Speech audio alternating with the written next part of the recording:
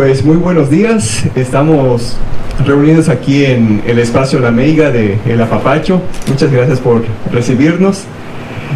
Seguimos con las actividades del Congreso Estatal de Teatro en esta quinta edición. Hoy tenemos a Ignacio Flores de la Lama a presentarnos un cuadernillo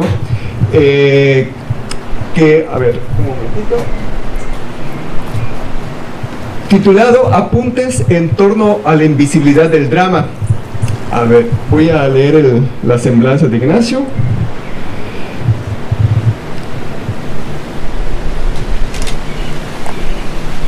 Ignacio Flores de la Lama, dramaturgo, director de escena, productor, actor y docente. Licenciado en Literatura Dramática y Teatro por la Universidad Nacional Autónoma de México, donde se graduó con mención honorífica. Desde la segunda mitad de la década de los 80, participa frecuentemente en diversas muestras, encuentros y festivales de teatro.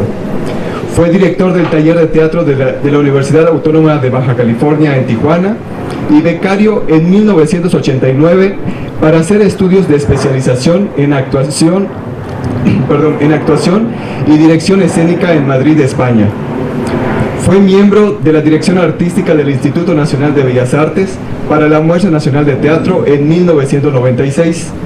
De mayo de 1995 a enero del 2001, fue director del Centro de Artes Escénicas del Noroeste, INBA, en Tijuana, donde fundó la colección editorial de dramaturgia Los Inéditos y la revista especializada Espacio Escénico. Ha escrito 16 obras teatrales, ha llevado a la escena más de 60 espectáculos. En las últimas 3 décadas ha escrito y publicado diversos ensayos sobre su especialidad. Desde hace 40 años ejerce como docente de actuación, dirección escénica, comunicación oral y pedagogía de las artes escénicas. Como actor, ha participado en diversas teleseries y películas, entre las que destacan Las Aparicio, Las Trampas del Deseo, Bienvenida a Realidad y la película Backyard de Carlos Carrera. Y en esta esquina, obra de su autoría dirigida en 2005, obtuvo en 2006 el premio a la mejor comedia del año, otorgado por la Agrupación de Periodistas Teatrales de la Ciudad de México. Caída Libre, de Elena Giochins, puesta en escena en coproducción con el Instituto Nacional de Bellas Artes y el Fondo Nacional para la Cultura y las Artes. Se presentó en la temporada 2005 en la Unidad Cultural del Bosque del Distrito Federal. En 2005 fundó en alianza con las maestras Luisa Huertas y Margie Bermejo el Centro de Estudios para el Uso de la Voz, CEUVOZ. En 2006 y 2007 dirigió Susana y los Jóvenes, de Jorge Ibargüengoitia, y Andrómaca Real, de Jimena Escalante, para el ciclo mural 3 siglos de teatro mexicano, de la Compañía Nacional de Teatro. En 2010 dirigió y coprodujo en el INBA Antonia, de Rafael Bernal. En 2011, 12 y 13 realizó los montajes Noreste, de Thorsten Buchsteiner, y Próspero Sueña Julieta, de José Sánchez Sinisterra, en coproducción del Instituto Nacional de Bellas Artes. En 2016 y 2017, las obras de su autoría Limítrofe y 9 intentos y un balcón se presentaron en diferentes foros dentro y fuera de la capital. En 2018 y 2019, su montaje de la obra Un hombre, una mujer y un perro, de la dramaturga alemana Sibylle Berg, se presentó con éxito en temporada regular en la Ciudad de México, así como en una extensa gira nacional.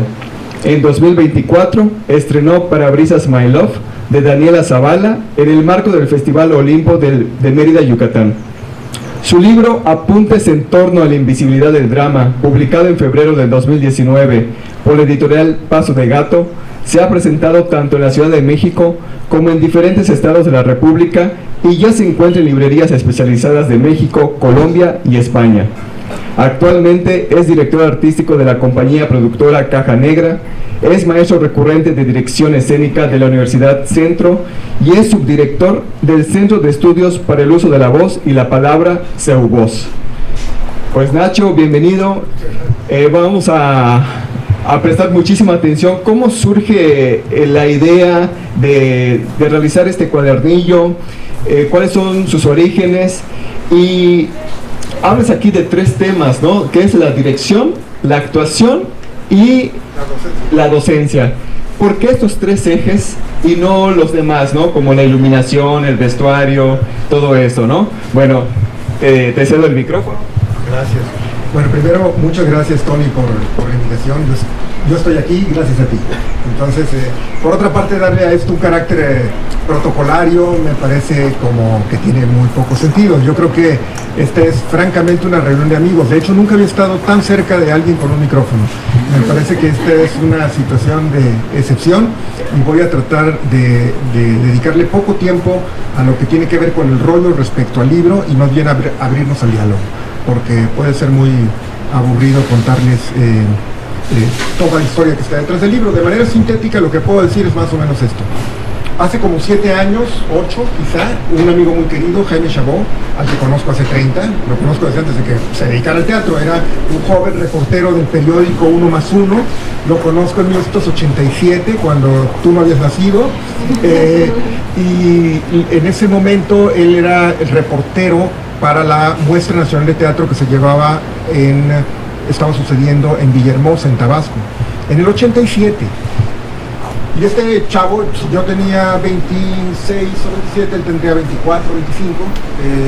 Nos identificamos, platicamos, me hizo una entrevista. Han pasado muchos años, casi 40. Y entonces hace como 7, 8, con motivo de no me acuerdo qué conversación, le tiré un rollo y me dijo, deberías escribirlo. Dije, no, te lo publico, escribe un libro. Y lo dejé pasar. La verdad, mordí el rebozo, me pareció que yo no estaba capacitado para... Me dijo, te lo voy a publicar en la colección de ensayos. Y como en esta colección de ensayos están puros autores que yo respeto muchísimo, nacionales e internacionales, gente que me parece de primera línea, y que Jaime me dijera, te publico, dije, como digo, me apoqué y lo dejé pasar. Y en la siguiente vez que me lo encontré, me dijo, porque además de una manera muy particular que me lo repitió hace poco para la segunda parte, me dijo, ¿ya arrastraste la pluma? Y le dije, no, pero ahora sí ya lo voy a hacer. Entonces me puse a escribir, recuperé algunas notas que tenía y me puse a escribirlo, y pues gracias al entusiasmo y al apoyo de Jaime Chabot y de su editorial Paso de Gato, pues es que aparece el cuadernillo. Esa es la historia del libro que se publicó hace, no sé, 6 o 7 años. Ahora, ¿por qué este libro y por qué esos temas? Bueno, porque son mis notas del camino. A lo largo de los años, yo tengo 64, voy a cumplir 65 y empecé en esto a los 16. Y además soy adicto al pensamiento y a la reflexión, además. Entonces, durante todo este tiempo voy acumulando notas y algunas las desecho y hago otras, y pues así me gusta vivir mi pasión por el drama en general. No voy a decir solo por el teatro, sino por la ficción dramática. Y entonces me pongo a hacer una revisión de mis notas y hacer algunos ajustes sobre los 3 ejes que más me interesan. Esto es, ¿por qué no de otras áreas? Pues porque no soy un productor en ese sentido complejo de la palabra. Puedo hablarte de iluminación y puedo hablarte de vestuario y puedo hablarte de escenografía. De hecho, mi tesis es sobre escenografía. De eso podría hablar quizá un poco más. Pero no ha sido mi área de especialidad en términos laborales. Yo a lo que me he dedicado es fundamentalmente a la pedagogía, a la docencia y a la dirección escénica. Y tengo estudios muy puntuales sobre dirección, sobre actuación, aunque no es exactamente el área que más he tenido, digamos, activa. Esa es la razón por la que elijo esos 3 ejes, tratando de responder a tu pregunta.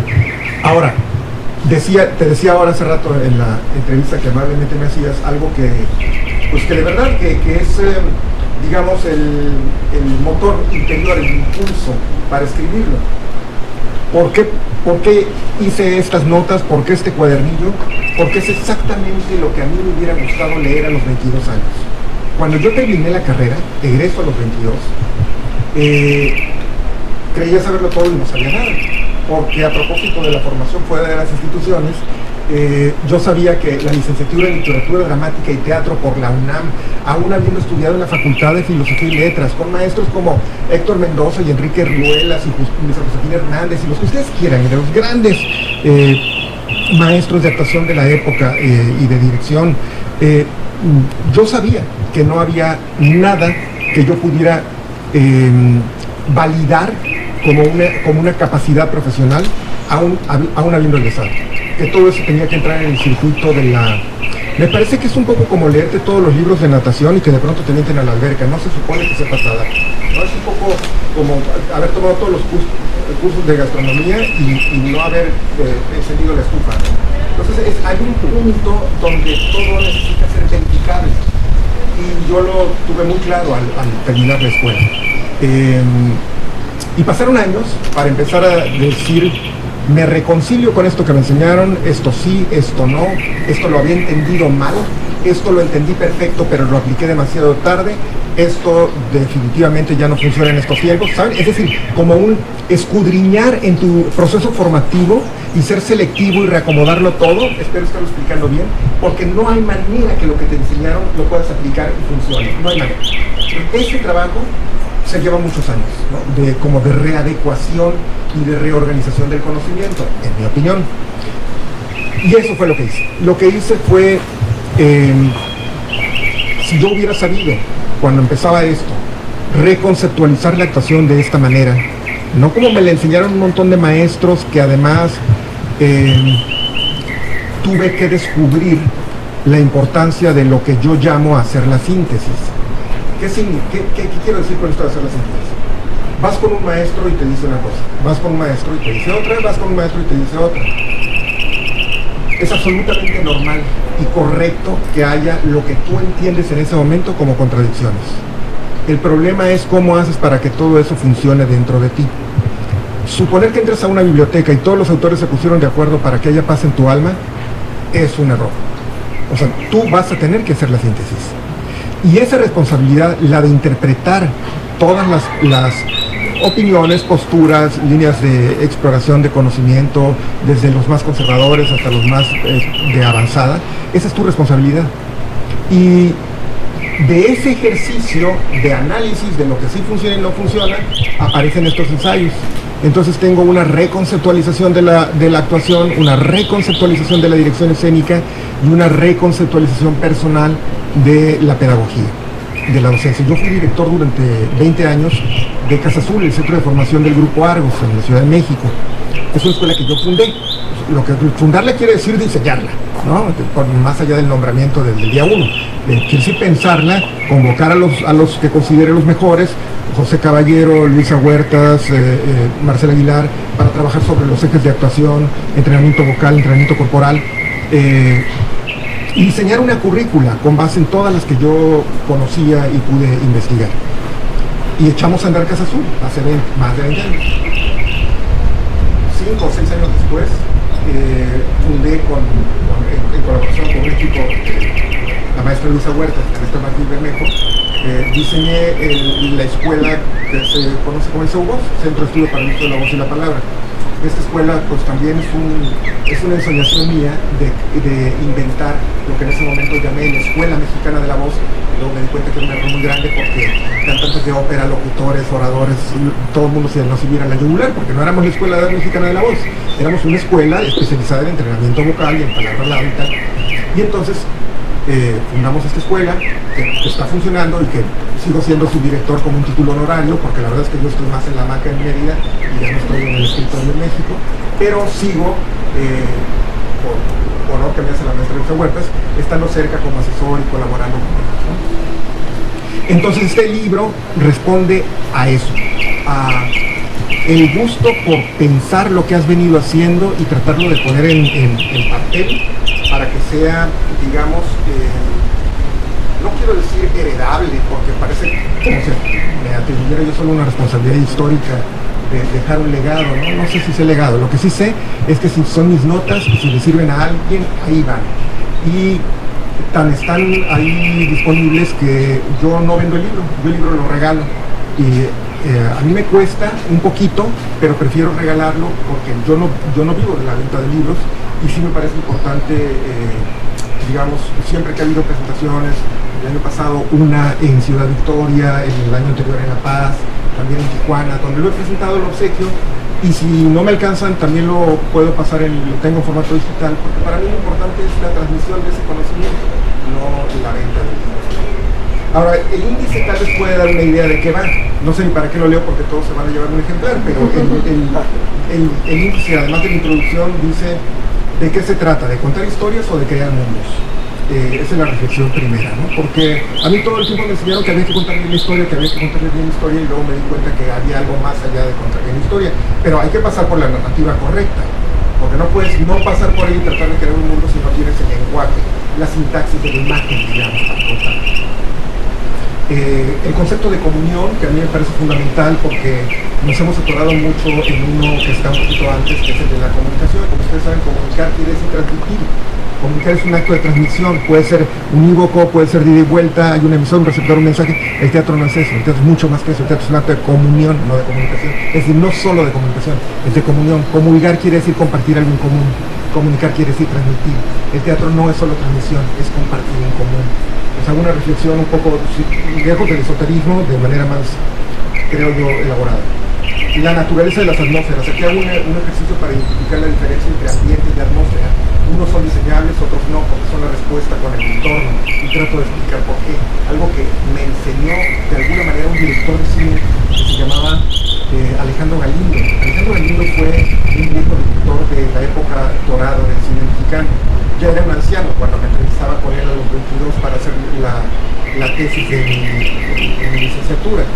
Y don Alejandro Galindo, que había dirigido Una familia de tantas, Campeón sin corona, Mojados, y muchas, Esquina baja, muchas películas de la época dorada, me explicó la diferencia entre ambiente y atmósfera de una manera que me pareció brillante. Y sobre esa idea yo estuve trabajando después también para mi tesis. La naturaleza, la contrafuerza.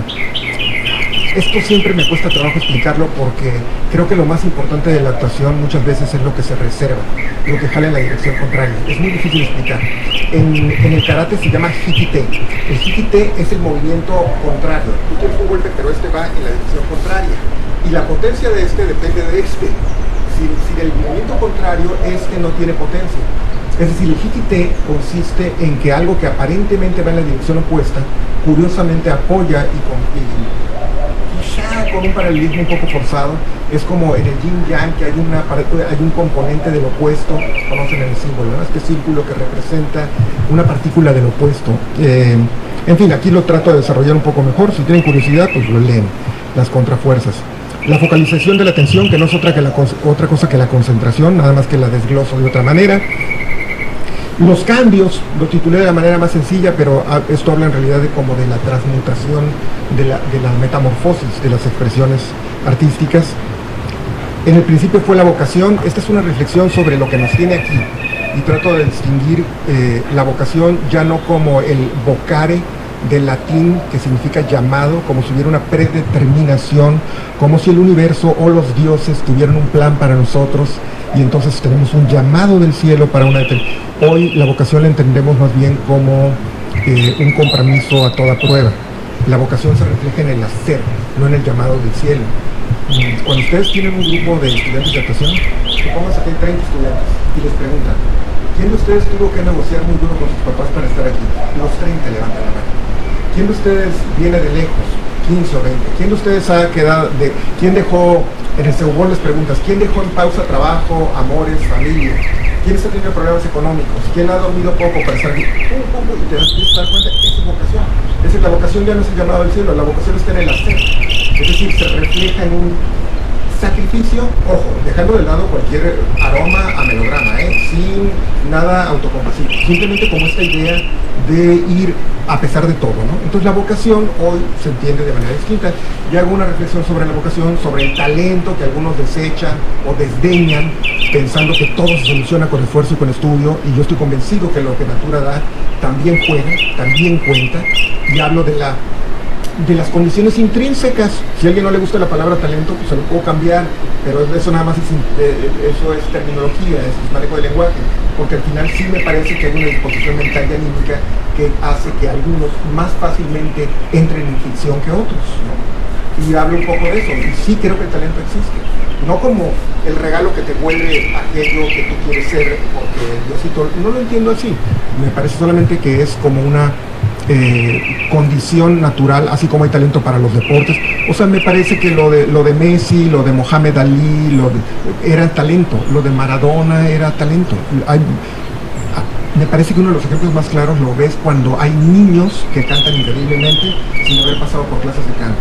De pronto yo he visto niños de 7, 8, 9 años que cantan, sobre todo canción vernácula, de una manera que tú dices, ¿de dónde? Pues, ¿cuándo pasaron por el conservatorio? ¿Cómo cantan así?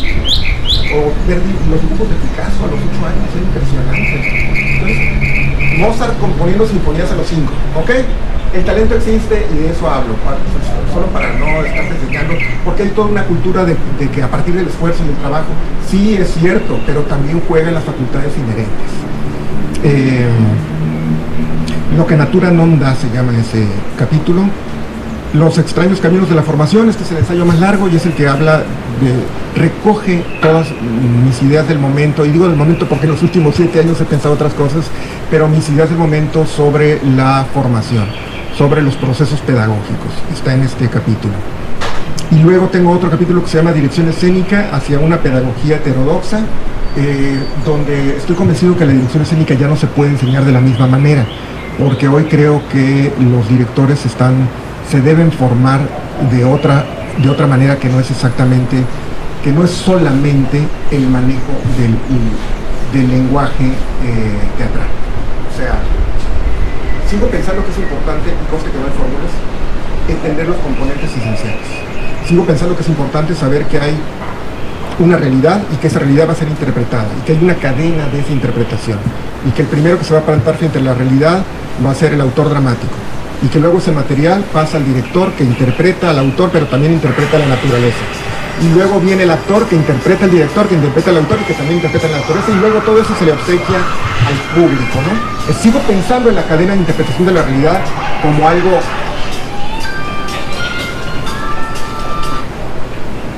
importante, como algo poderoso, como algo necesario. Creo que tenemos que seguir entendiendo que el trabajo de los que contamos ficción dramática es interpretar la realidad y reconstruirla con otro código. Eso me parece que es importante, pero creo que la dirección escénica se tiene que enseñar de otra manera, y esa otra manera en realidad es vinculatoria. O sea, yo creo que hoy un director tiene que saber necesariamente, ya no hay otra, de psicología, de antropología, de artes plásticas, de música. Ya no se puede contar la dirección escénica desde la dirección escénica, que hay una nueva forma, importante manera de formar directores, que es con una pedagogía heterodoxa, que básicamente quiere decir incluyente y diversa. En este contexto eso es lo que quiere decir heterodoxa. Y luego, ya para terminar, tengo un decálogo, entre paréntesis, inacabado, para el director en formación. Estos 10 puntos, por ejemplo, que se los obsequio al joven director, es exactamente lo que yo hubiera querido saber antes de regarla, ¿no? Son como esas piezas, lo que nadie me dijo que era muy importante y que yo tenía que saber. Entonces, no quiero decir que escribo desde la generosidad, porque si lo digo yo suena hipermamón, pero eso es lo que me mueve. O sea, lo que me mueve es transmitir aquello por lo que pasé. No es ningún ejercicio, no hay pirotecnia intelectual, ¿sabes? O sea, no estoy tratando de apantallar, no saco conejos del sombrero del mago, no estoy apantallando a nadie, estoy nada más diciendo, son muchos años, tengo muchas notas, esto es lo que he pensado, a mí me fue mal, me fue bien, ¿no? Como para ver si esto puede, confrontándose, se lo decía hace rato nuestra amiga reportera, periodista, decía que no se trata de pararme en plan profético, ni tampoco se trata de tirar netas, sino más bien de si alguna idea rebota y choca con la tuya, qué padre, porque igual íbamos a jugar a una tercera idea, es más bien por ahí y no tanto, quítense que ahí les voy, me parecería absurdo y violento llegar con una nueva verdad. No lo pretendo, ¿no? Solamente es como abonar. Una vez un sociólogo me enseñó que todas todas las sociedades y todos los movimientos sociales, todas las expresiones culturales, todas se modifican por acumulación, nunca por el descollamiento de unos cuantos, ¿no? Los liderazgos no son tan importantes como los cambios, digamos, pequeños y constantes de las comunidades. Y yo lo creo de verdad. Entonces, pues ahí va mi granito, que ojalá no sea tan pequeño, para las nuevas generaciones y para el cambio. Digo, hoy me escucho y sé que ya sueno a viejo. Me escucho diciendo, a ver, mi legado para las nuevas generaciones. En su momento, pues no era así. En su momento estaba en la batalla tratando de descubrir mis propias formas de expresión en su momento. Un ejercicio que ya no estoy haciendo ahorita. Ahora ando en otra cosa. En los últimos, termino con esto para si hay alguna pregunta o para empezar a dialogar y no aburrirlos. Lo que puedo decir es que este libro se detiene en un momento. Algunas cosas pienso que siguen siendo perfectamente válidas, quizá todas, no lo sé, pero lo que quiero decir es de mi reflexión personal, no porque ya no funcione, sino porque yo ando en otra cosa. Eso es lo que quiero decir. He pensado en otras cosas respecto a la actuación. Si hoy, el año pasado estuve con Jaime, estuvimos participando en un evento en Tamaulipas y decía que, bueno, fue muy elogioso del libro, y luego me decía, debería seguir arrastrando la pluma. Y dije, bueno, pues sí, porque tengo nuevas ideas y ahora ando por otro lado. Y él está listo, y Dani también me entusiasma, me anima a que lo haga, no es cosa que yo me resuelva, pues para hacer otros ensayos, porque creo que ahora voy en otra dirección. Hoy, por ejemplo, estoy clavado con la idea de que la actuación, la manera de resolver el dilema del genoma, para resolver el ADN de la actuación, yo creo haberlo entendido de una manera que a mí me parece que es interesante, porque lo resuelve con 3 pasos, y conste que no es el fast track de la actuación, no es simplificarlo, no estoy tratando de hacer como actuación fácil en 3 lecciones, no estoy diciendo eso, estoy al contrario, lo que estoy diciendo es que si ya sabemos que el agua es H2O, eso no es minimizarla, eso es tratar de entenderla molecularmente, ¿de acuerdo? Igual creo que la actuación se puede entender de otra manera. Y yo creo que la manera de entenderlo es crear, creer y hacer creíble. Y tendría que explicar a qué me refiero con crear, creer y hacer creíble. Son los 3 estadios por los que pasa un actor aún no sabiéndolo, aún sin entenderlo, lo hace. Crear circunstancias, entorno, todo lo que te envuelve y determina. Creer, el momento de la apropiación, ese momento en lo que has creado, de la mente hacia afuera, y ¡pum!, hay una introyección, y entonces después de crear viene creer, porque la creación puede ser delirio imaginativo, pero el creer es un proceso de apropiación, de introspección. Y luego hacer creíble, que es el momento en que entregas aquello que creaste y creíste para que pase, y además de manera verosímil, porque si no hay verosimilitud no pasó nada, ¿no? Entonces, crear, creer y ser creíble tienen sus reglas del juego, y para mí ahí está la esencia, y cualquiera que las domine, creo yo, puede llegar a ser un gran actor, pero hay que entender cómo activar esos 3 estadios, ¿no? Entonces,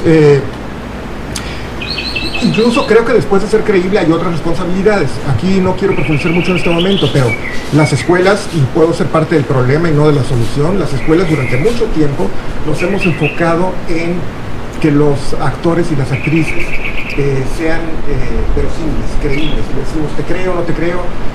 Héctor Mendoza, que fue mi maestro y que fue un hombre verdaderamente brillante, diseñó este ejercicio de A y B que está por toda la República. Es un ejercicio de creencia. Creo que te quiero o creo que te odio. El A y B, A le declara su amor a B, A le declara su odio a B, que además tenía unas premisas muy puntuales que se han perdido con el tiempo, y que me gustaría luego retomar el ejercicio primigenio como lo diseñó Héctor Mendoza en los finales de los 70s o principios de los 80s. Entonces creo que las escuelas han insistido mucho en que el actor y la actriz sean creíbles, y yo creo que la credibilidad no es punto de llegada, es punto de partida. O sea, que el actor sea creíble, que la actriz sea creíble, es lo que lo hace ser actor. De ahí arranca. Porque si no es nada más un hobby, es un gusto, me paro en el escenario y hago como que soy, eso es otra cosa. Se es actor hasta que se habita la ficción. Si no estás habitando la ficción, no hay actuación. Hay gusto por pararte en el escenario y contar historias. Pero la actuación tiene que ver con un proceso interno donde te apropias de algo, donde crees que eres el que no eres y lo haces creíble, que estás donde no estás y lo haces creíble, que te está pasando lo que no te está pasando, pero lo haces creíble y tú lo crees con una parte, le llaman bifrontalidad, ¿no? Con esa parte de tu cerebro que puede creer que está pasando lo que no está pasando. Si no haces eso, no hay actuación, es otra cosa. Perteneces a un grupo de aficionados y te gusta contar historias, pero no es la actuación. Bueno, pues pienso que la actuación tiene que ir más allá. Casi nadie, por ejemplo, esto que me voy a meter en Honduras y salgo de aquí en 5 minutos. En ninguna escuela te enseñan a ser interesante. ¿Saben ustedes por qué compran el boleto para ir a ver a Al Pacino? Porque les resulta interesante. O sea, consumimos actores y consumimos actrices porque nos resultan interesantes. Nos gusta, no solamente nos gusta que nos cuenten bien historia, nos gusta que sean interesantes. ¿Saben también que nos gusta? Que sean poderosos. Cuando ven, perdón si pongo ejemplos de Hollywood, puedo poner otros mexicanos, también, incluso de la escena nacional. Una de las razones por las que nos gusta ver a Jack Nicholson o a Daniel Jiménez Cacho es porque son potentes, tienen una potencia en la actuación. No son actores de medio tono, son actores con energía arriba, y eso no te lo enseñan en las escuelas. O sea, una actuación poderosa, una actuación interesante, el epifenómeno, esta cosa que trabajó Burrola en los últimos años y que venía de un director de Nueva York, Bob Wilson, que es la idea del cruce de líneas de pensamiento, donde el actor está diciendo su línea pero está pensando en otra cosa que no tiene nada que ver con lo que está diciendo, y entonces se genera un interés especial. O sea, todas esas cosas parece que están un poco vedadas para el estudiante de actuación, y lo único que queremos es que alinee la voz con el cuerpo, unión, mente, cuerpo, y no te creo. Digo, no digo que todas las escuelas funcionen igual, pero pareciera que los llevamos a un ejercicio donde tienen que dominar los instrumentos y ser creíbles, que es cierto, estoy de acuerdo, pero hay más, el techo es más alto, y creo que a las escuelas les está haciendo falta explorar otras posibilidades para alcanzar otra dimensión en el trabajo del actor. Ahí le paro, les doy un ejemplar para que lo revisen con toda libertad, y a partir de este momento, pues más bien si hubiera alguna pregunta, porque esto está lejos de ser una presentación oficial, esto es una reunión de amigos. Bueno, Nacho, yo creo que tocas muchos temas que da para una charla de 4 horas, ¿no? Pero sí, algo que comparto contigo, ¿no? De que a veces, claro, como primer acercamiento al teatro, sí nos enseñan de este es tu personaje, memoriza tu texto, dar intenciones y todo, ¿no? Pero también, al menos yo tuve la formación de ser actor investigador, ¿no? Es decir, vas a hacer una obra de época, averigua cómo se saludaba en ese tiempo, en ese lugar, el uso de la capa, de la espada, todo tiene un uso muy particular, ¿no? Y eso se ha ido degradando con el tiempo. Digo, yo que me dedico a veces a documentar varios espectáculos, ¿no? De repente veo esto, digo, ¿por qué no les enseñaron a usar esto? ¿Por qué no lo otro, no? Entonces todo se reduce a, como tú dices, a un oficio de afición, no de una vocación, que ves la entrega de la persona en el escenario, ¿no? Ahora sí que, como dicen, ¿no? Hay carne, ¿no? Como dicen algunos. La importancia de la investigación, no solo o sea, en el medio teatral y en muchos ámbitos también, ¿no? Hablas también de esas nuevas formaciones en cuanto a actuación, en cuanto a dirección, de incluir otras disciplinas, ¿no? Porque al fin y al cabo, o sea, todo lo que te puedas enriquecer es lo que le va a dar mayor fondo y sustento a tu trabajo, ¿no? Sí. Coincido contigo, sin embargo creo que hay 2 elementos que hay que incorporar. Uno es la sistematización, porque todo esto que investigas, si no lo organizas, no funciona. Y el otro es la apropiación. Voy a tratar de explicarlo muy bien, lo mejor que puedo. Lo que tú tendrías que hacer con todo aquello que investigas para tu personaje, en el mejor de los casos, es que no se vea y que se convierta en lo que en términos técnicos se llama acto reflejo. En términos menos técnicos, se le conoce como segunda naturaleza. Es el momento en que el maestro ciego agarra la flecha y no sabe ni por qué. No pensó, ahí viene la flecha, la voy a agarrar. ¿Sabes? O sea, ¡pum! Ese es el momento donde ya hay una apropiación. Es el karate, es pescar la mosca con los palitos, ¿no? Con algo que no fue buen tino. Es el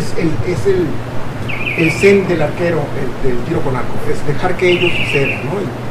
Es ese momento en que las cosas te las apropias de tal manera que tú y el universo son uno solo para que suceda. Okay, suena un poco, digamos, si lo pongo así, ligándote con el universo, va a sonar esotérico. Me regreso solamente a la parte profundamente personal. Si tú investigas, haz de cuenta que eres un actor y vas a investigar, no, es que en el siglo XIV o en el siglo XVII o en el siglo XVIII había unos amaneramientos y unas formas de... Y por ejemplo, la gente cuando se saludaba movía la cabeza hacia abajo, pero también hacia un lado, con un movimiento de la mano donde el pulgar quedaba por fuera. Ok, y entonces tú lo haces en escena, así se hacía. Ya chateó. Porque estás tratando de reproducir conscientemente algo que aquellos lo hacían de una manera integrada culturalmente a través de toda una manera de, digamos, de habitar esa realidad. Entonces, todo el trabajo, ¿qué quiero decir? Que todo el trabajo de investigación que tú hagas, porque pues estudias, ese es el desafío de hacer teatro, digamos, neoclásico. Si vas a hacer neoclásico y se te ve que estás tratando de poner las manitas, pues ya no salió. No, tiene que ser de tal manera que se convierta en una segunda naturaleza. Eso es sumamente complicado. Entonces, ahí lo que hay que hacer es entender algo que se conoce como las edades o etapas del movimiento. Para que tú te apropies de algo, la mente tiene tres niveles, tres procesos, digamos, pasa por tres etapas, que es el movimiento primitivo, el movimiento mecánico y el movimiento espontáneo. Si tú no entiendes esto, lo que vas a hacer es tener un cúmulo de información en escena y te vas a hacer bolas. Pero si entiendes esto, vas a entender que primero tu cuerpo va a estar hecho bolas deliberadamente porque lo necesita, es parte de su proceso. Si quieres, te vas a aprender una coreografía, la que sea, ok. Cuando te están poniendo la coreografía, tú estás contando tiempos, estás contando ochos, ¿no? Y no sabes si es derecha o es izquierda y te lo estás aprendiendo y te ves torpe y lo sabes. Pero tienes que pasar por ahí, es el movimiento primitivo. El movimiento mecánico es aquel, por eso cuando le dicen a un actor, no debes mecanizar. No, claro que tiene que mecanizar, el actor tiene que mecanizar, pero tiene que salir de la mecanización rumbo a la espontaneidad. Pero no es que no la atraviese, tiene que pasar por ella. Si no pasa por la mecanización, pues no va a tener control. Entonces, y en la segunda etapa, el movimiento mecánico, ya cuentas tus ochos, pero ya sabes que cuál es derecha y cuál es izquierda y lo estás haciendo. Y no te lo has apropiado emocional o psicológicamente porque tu mente consciente está contando los tiempos, estás repitiendo y dices, ese movimiento está mecanizado. Qué bueno que esté mecanizado, no pasa nada.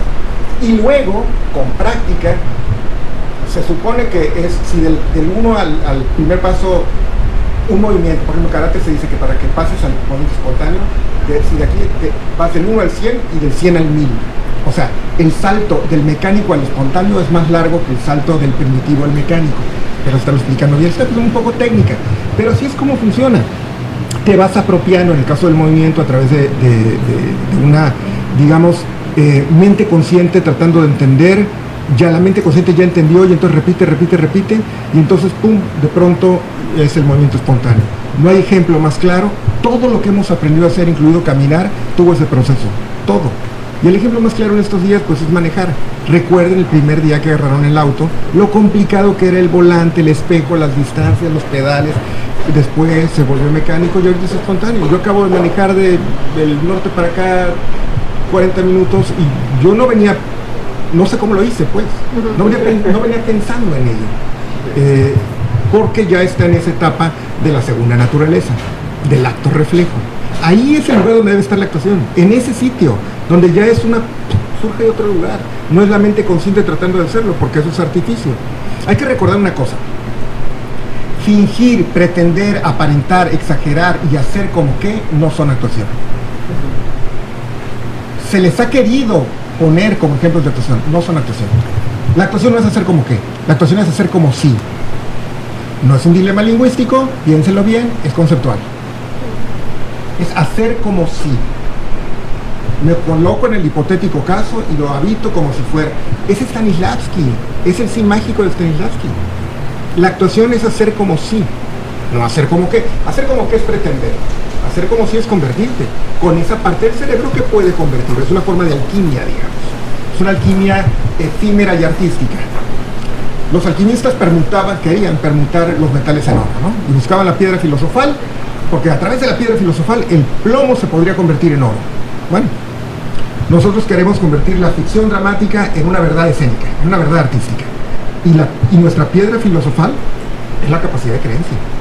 Es la capacidad de apropiación. Eso es lo que te permite que esto que es literatura, o que es nota del director, o que es evento interpretado de la realidad, se convierta en una verdad artística. Lo que te va a hacer convertirlo es tu capacidad de apropiación y por tanto de creencia. Más o menos. Y claro que, digamos, todo esto suena a discurso, la cosa es luego llevarlo al terreno de la práctica, ¿no? De la ficción dramática. O sea, todo esto se tiene que ver. Yo tenía un maestro que decía, John Strasberg, el hijo de Lee Strasberg, el famoso maestro del actor studio. John Strasberg nos decía dos cosas que me parecían muy interesantes. No, que esta escena así y así y así. Y te preguntaba, ¿y cómo está tu imaginación? ¿Cómo está tu imaginación? ¿Cómo están tus papás? ¿O cómo andas de la pierna? ¿Cómo está tu imaginación? ¿No? O sea, ¿en qué estado de salud está tu imaginación? Como si fuera una herramienta. Sí, pues mi imaginación. Y la verdad es que no tenemos ese tipo de relación con nuestra imaginación, ¿no? Eso me pareció muy interesante. Y la otra cosa que decía es, sí, pero fotografiable.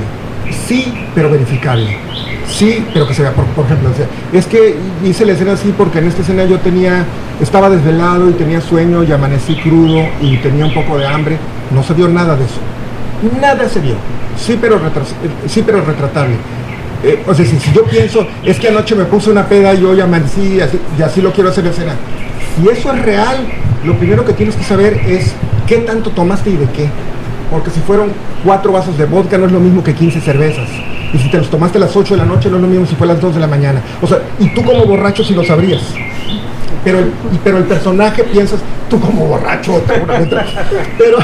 pero quiere decir, pero de pronto piensas, no, el personaje no tiene por qué saberlo. Entonces nada más le pones la condición de estar crudo. Cuando en la vida real tú sabrías cómo es que llegaste a la condición de crudo. ¿Me explico? Entonces, esto es muy importante a la hora de construir y de elaborar pues podría decir personaje, y eso me lleva por otras honduras, porque la palabra personaje pues viene de la palabra máscara, y además cuando hablamos de personaje, de cuál capa del personaje estamos hablando, se vuelve muy complicado, pero esa criatura, digamos, que quieres construir para la ficción, ¿no? Se vuelve complicado y apasionante, ¿verdad? ¿Alguna pregunta del público? Bueno, en principio agradecer venir a compartir, sí, de manera yo considero generosa, las experiencias, porque desde el título, apuntes en torno a la invisibilidad del drama, es precisamente un acto de generosidad hablar de eso, que normalmente pues atravesamos de manera como muy interna esos procesos, y que también de un poco, a manera como pues de comunidad también se vuelven un poco celosos, ¿no? Mis procesos, mis metodologías, lo que yo aprendí un poco es mío, que bueno, en la actualidad estamos abriéndonos más a estos espacios donde podemos compartirlo y pues de esta manera seguir fortaleciendo nuestras prácticas.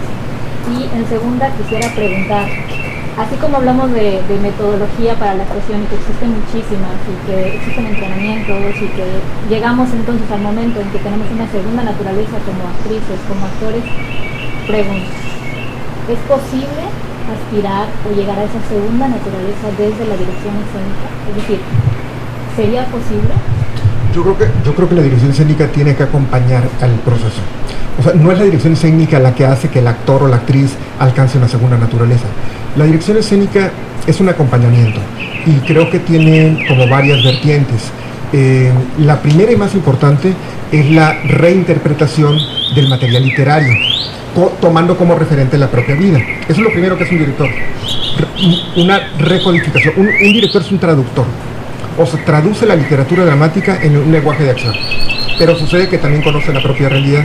Entonces maneja un doble sistema, el literario y la observación de la propia vida.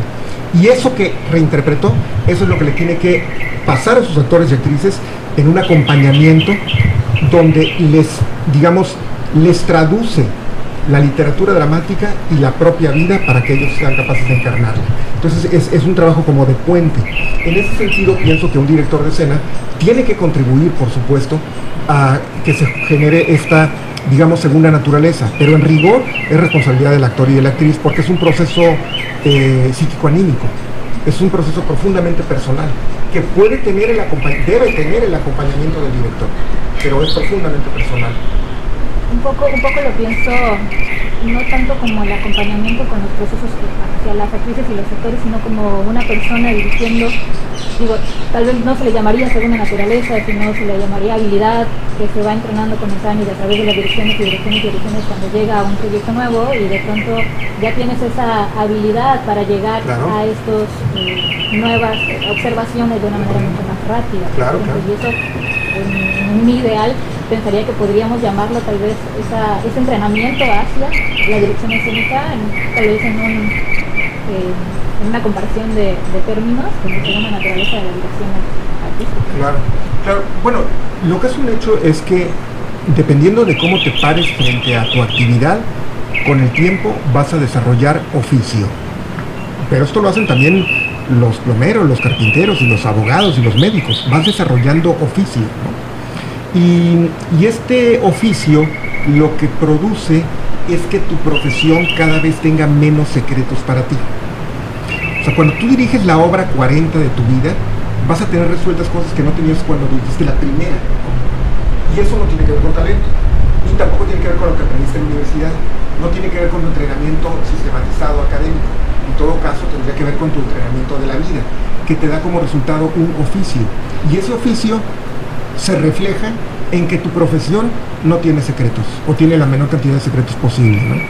A mí siempre me ha intrigado, yo recuerdo hace algunos años cuando los carros no tenían computadora, porque ahora todo es en agencia y le ponen la computadora, pero hubo un tiempo, recordarán, en que si tenías un auto que fallaba, lo llevabas con el mecánico, y si era bueno, a ver, échalo a andar, y de oído te decían lo que tenían, los buenos mecánicos.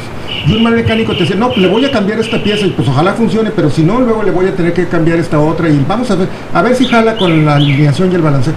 Tú no quieres un mecánico que va a probar a ver si resulta, ¿no? Tú quieres el que le va a atinar, y no por casualidad, sino porque sabe, de oído. En el béisbol hay fielders, los jardineros, que se dice que fildean de oído, es decir, escuchan el batazo, ¡pum!, escuchan el batazo y ya saben si correr a la derecha o a la izquierda. Eso es oficio. O sea, hay un momento en que llegas a desarrollar, también le puedes llamar colmillo, pero en este contexto prefiero decirle oficio porque tu profesión no tiene secretos. Ya sabes para dónde correr, ya sabes. Oye, un médico que te dice, pues le vamos a hacer estos estudios, pero si no, yo creo que vamos a tener. Yo no quiero ser médico. Yo quiero que el médico que me ve los ojos, me ve la lengua, me pregunta sobre mis papás, me toma la presión y me dice, tienes esto. Ese es el que yo quiero, para el que no tiene secreto su profesión. Bueno, con ese actor y con esa actriz quiero trabajar.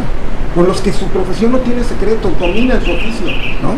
Y ellos quieren un director también. Quiero que me digas lo que necesitas y lo que yo necesito hacer para llegar a donde está. Quiero que me digas cómo entiendes la historia y qué se supone que debo hacer y cómo me voy a conectar con el... O sea, el actor y la actriz también quieren tener un director que no tenga secretos. Pues, déjame ver, vamos a explorar. También puede ser, pero en el tallereo puedes no solo perder tiempo, sino perder el rumbo.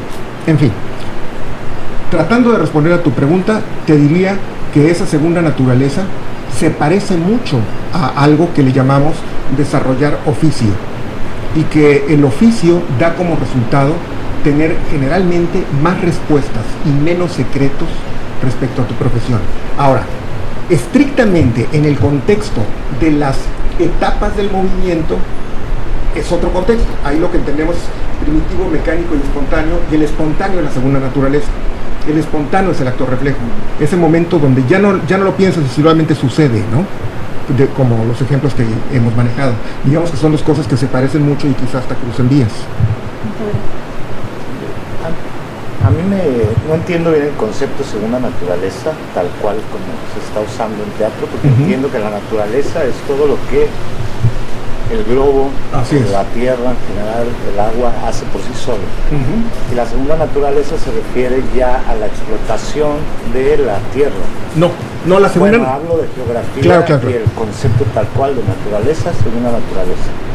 Intento eso llevarlo al teatro tal cual, un concepto, porque estamos hablando ya, cuando hablas de segunda naturaleza hablas mucho del capital, hablando de geografía. En teatro, para tratar de enlazar estos conceptos que vienen de la ciencia, del estudio de la geografía y el uso de la tierra, de la agricultura, ganadería, etcétera, que viene más de la explotación, ¿cómo se lleva este concepto? ¿De dónde viene el concepto de usar segunda naturaleza a enlazarlo al arte dramático? Sí, en realidad no existe ese puente, al menos yo no lo entiendo, no sabría ni cómo, de la naturaleza, que tiene que ver con la agricultura, la ganadería, la naturaleza, conectar con el arte del actor. Debe haber un vínculo, pues todo está conectado en el universo, estoy seguro que esas líneas existen. En realidad, en el contexto que nosotros lo manejamos, la segunda naturaleza se refiere a eso que se integra de tal manera que ya no pasa por un proceso consciente. Es un poco como, o sea, tú pregúntale a un boxeador después de que terminó el sexto round, oye, ¿cómo lo hiciste en el segundo 47 para bloquear todos los golpes que te estaban dando por abajo? No te lo va a poder explicar, porque ya es una segunda naturaleza bloquear, ¿no? Por ejemplo. Pero en teatro, ¿cuál sería la primera naturaleza o la naturaleza? Lo que pasa es que la primera sería la que está en el plano consciente. O sea, voy a hacer un bloqueo, voy a hacer otro bloqueo. Ok, la segunda naturaleza es donde ya no lo estás pensando, es un acto, se llama acto reflejo. El término técnico es acto reflejo, solo que le decimos segunda naturaleza, pero el término es acto reflejo. Es ese momento de ¡pum! No supe ni cómo, pero me lo quité, porque mi naturaleza está tan entrenada que ya lo sabe hacer de manera, digamos, automática, ya no pasa por la mente consciente, es decir, es un acto reflejo. Eso quiere decir acto reflejo. Acto reflejo quiere decir que tu cuerpo responde sin pasar por la mente consciente. Ok, entonces segunda naturaleza, si lo entiendo bien, se está usando como el malabarista cuando va a caer un objeto, solo lo toma. Exactamente. Exactamente. Ya Ni no hay... siquiera está haciendo malabares. Exactamente, ya está integrado de tal manera que ya es una segunda naturaleza. Yo casi te podría decir que para mí manejar es una segunda naturaleza, porque no tengo la mente consciente para ver cómo manejo. En realidad, el término técnico es acto reflejo, pero le decimos segunda naturaleza, como algo que desarrollaste y que ya no necesitas la mente consciente para pasar por ahí, ¿no? Es como, pues, de pronto el poder arácnido ya sabes, el hombre se va como yo pesca, es como una segunda naturaleza, no lo piensas, ya solamente sucede. En el caso, por ejemplo, en el caso de un actor, si un actor en el escenario, a la mitad de su trabajo, mientras está en condición de intérprete arriba del escenario, toma conciencia en ese momento que está en un auditorio de 1200 butacas y que no se le está escuchando, y empieza a partir de ese momento a proyectar la voz para que le escuchen, algo ya no está saliendo bien, porque esa proyección vocal no es segunda naturaleza, es un acto consciente de la voluntad por proyectar. Y entonces tú vas a escuchar el artificio, vas a ver al actor en Bellas Artes gritando si lo hace mal, o colocando de manera, digamos, forzada, porque no está convertido en una segunda naturaleza. Idealmente lo que tendría que suceder es que él está habitando la ficción y no pensando técnicamente en, por ejemplo, si un actor de pronto se da cuenta de me estoy cerrando y se abre, ¿cuál segunda naturaleza? Está en un primerísimo plano de la conciencia de la posición. Cuando los actores con mucho colmillo, o sea, saben dónde pararse, cómo colocarse, siempre digamos que, a ver, esto va a estar muy simpático, porque la regla de oro número 1 de los actores aficionados es hablen fuerte y no se tapen. Es lo que le dicen a los chavitos actores de los grupos de aficionados, hablen fuerte y no se tapen. Son como las notas básicas, ¿no? Porque el teatro es para ver y oír, o sea, tiene que ver con un principio, digamos, físico y además histórico, es primigenio. En el teatro es un lugar para ver y para escuchar. Entonces, ser visto y oído es parte de tu responsabilidad, pero si es una responsabilidad consciente a la mitad de la ficción, imagínate, o sea, a la mitad de la ficción tú lo único que tienes que hacer es habitarla, reaccionar a partir de los estímulos que están dentro de esa situación y no pensar en debo ser visto y oído, porque si estás pensando en ser visto y oído, no estás habitando la ficción, estás habitando la técnica que eventualmente tendría que llevarte a la ficción. en ese sentido, o sea, como actores, uno prueba el espacio, porque uno tiene que saber cómo proyectar la voz, en qué escenario, en qué lugar está. Claro. ¿No? Entonces, hacer algo técnico, previo, para después cuando estés habitando la ficción, ya no se ve eso técnico, porque ya está ahí, ya no te está haciendo ruido, ¿no? Ya no estás verificando. Totalmente. Es decir, lo pasas a otro nivel de la conciencia, donde la mente consciente ya no está en primerísimo plano, es acto reflejo, sucede casi a pesar tuyo. No del todo, porque no hay movimientos autónomos, no del todo. O sea, no. Pero digamos, ya no está la voluntad forzada y consciente. Por ejemplo, si tú en el escenario adquieres una postura consciente de manera artificial, yo desde acá voy a ver, eso lo eres tú, o sea, estás posando, voy a ver que estás alterando tu naturaleza a través de la mente consciente, y eso me aleja de la credibilidad. Sí funciona. O sea, tal vez resulta complicado para alguien que no se dedique a la escena, pero los actores, las actrices saben que se tienen que apropiar. A ver, vamos a pensarlo no como movimiento, vamos a pensarlo como texto. ¿Qué pasa con el texto? Lo memorizas. ¿Y luego qué sucede? Es que no se empieza por memorizar. Pues no se empieza por memorizar. Alguien te puede decir, lo memorizas, lo estudias, eso está mucho mejor. Lo estudias es mucho mejor que memorices. ¿Por qué? Porque en el proceso de estudiarlo hay un proceso de apropiación donde lo vas a memorizar. Si te pasas directamente a la memorización sin estudiar, lo que vas a retener son las líneas y no su significado. Entonces no memorizo, no señor, estudias. Ok, pues lo estudio. ¿Y luego qué sucede? Pues voy encontrando el sentido, de dónde viene el impulso. Ajá. Y luego, ¿qué tengo que hacer? Pues que se escuche y decirlo muy bien. Ok, articuladito, fraseado, con buena dicción, con potencia. Ok. Ya estás diciendo muy bien el texto. ¿Qué te falta? ¿Me falta algo? Ya lo estoy diciendo muy bien, me falta algo, sí, te falta algo muy importante. ¿Qué? Hacerlo tuyo. El buen actor puede decidir el texto, pero el gran actor lo hace suyo. La clave está en la apropiación. La clave está en ese momento en que la palabra no surge de la pluma del dramaturgo. La palabra surge del inconsciente del actor. Claro que surgió de la pluma del dramaturgo, claro que sí, pero no es eso lo que quiero ver. Porque si yo veo eso, entonces veo a un intermediario recitando, declamando, diciendo un texto que no le pertenece, y eso es lo que no quiero ver.